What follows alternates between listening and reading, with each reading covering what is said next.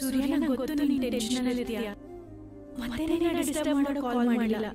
ಆದಷ್ಟು ಬೇಗ ಕೆಲಸ ಮುಗಿಸ್ಕೊಂಡು ಮನೆಗೆ ಬಾ. ನಿಂಗೊಂದು ಸರ್ಪ್ರೈಸ್ ಇದೆ. ಅದನ್ನ ನೀನು ಹೇಳಿದ್ರೆ ಚೆನ್ನಾಗಿರಲ್ಲ. ನೀನು ಮನೆಗೆ ಬಾ. ನಿನ್ನ ಮುಖ ನೋಡ್ಕೊಂಡು ಕಣ್ಣಲ್ಲಿ ಕಣ್ಣಿಟ್ಟು ಸರ್ಪ್ರೈಸ್ ಏನು ಅಂತ ಹೇಳ್ತಿದ್ದೀನಿ. ಸುರಭಿ ತಾಯಿ ಆಗ್ತಿದ್ದಾಳೆ.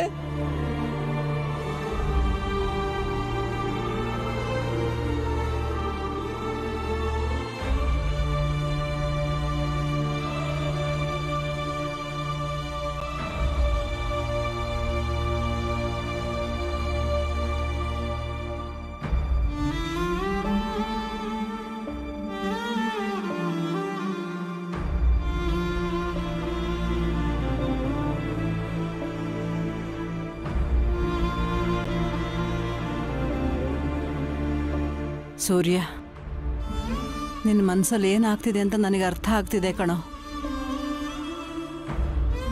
ದಯವಿಟ್ಟು ಸಮಾಧಾನ ಮಾಡ್ಕೊಳ್ಳೋ.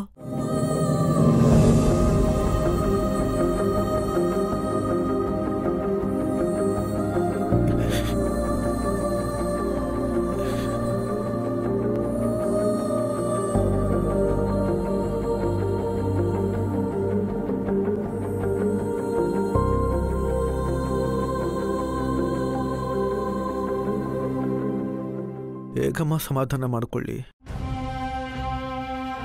ನಾನು ತಂದೆ ಆಗ್ತಾ ಇದ್ದೇನಂತ ಖುಷಿ ಪಡಬೇಕಾ, ಅಥವಾ ಈ ಸಂತೋಷನ ಹಂಚ್ಕೊಳ್ಳೋರು ಕಣ್ಮುಂದೆ ಇಲ್ಲ ಅಂತ ದುಃಖ ಪಡಬೇಕಾ?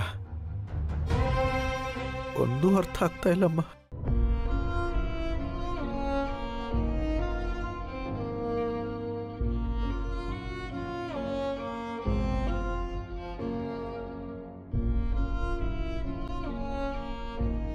ಸೂರ್ಯ, ಆ ದೇವರು ನಮಗೆ ಯಾಕೆ ಈ ರೀತಿ ಕಷ್ಟ ಕೊಡ್ತಿದ್ದಾನೋ ಗೊತ್ತಾಗ್ತಾ ಇಲ್ಲ.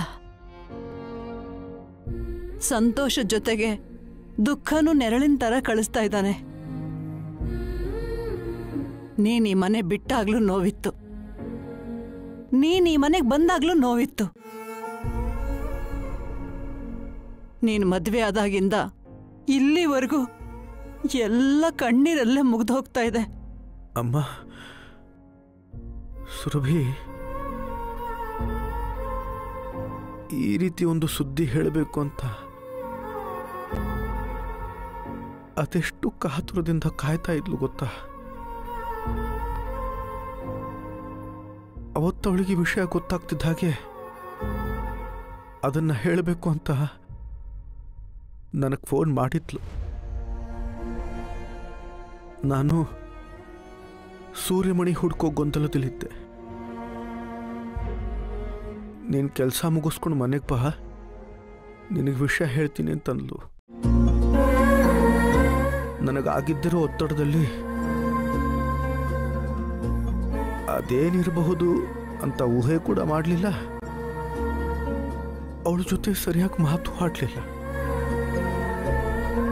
ಜೀವನದಲ್ಲಿ ಇಷ್ಟು ವರ್ಷದಿಂದ ಕಾಯ್ತಾ ಇರೋ ಸುದ್ದಿನ ನಾನು ಎಷ್ಟು ನಿರ್ಲಕ್ಷ್ಯದಿಂದ ನೋಡ್ಬಿಟ್ನಲ್ಲ ಅಂತ ನನಗೀಗ ತುಂಬಾ ಬೇಸರ ಆಗ್ತಿದೆ ಅಮ್ಮ. ಈ ಪರಿಸ್ಥಿತಿ ಯಾರಿಗೂ ಬರಬಾರ್ದಮ್ಮ, ಯಾರಿಗೂ ಬರಬಾರ್ದು.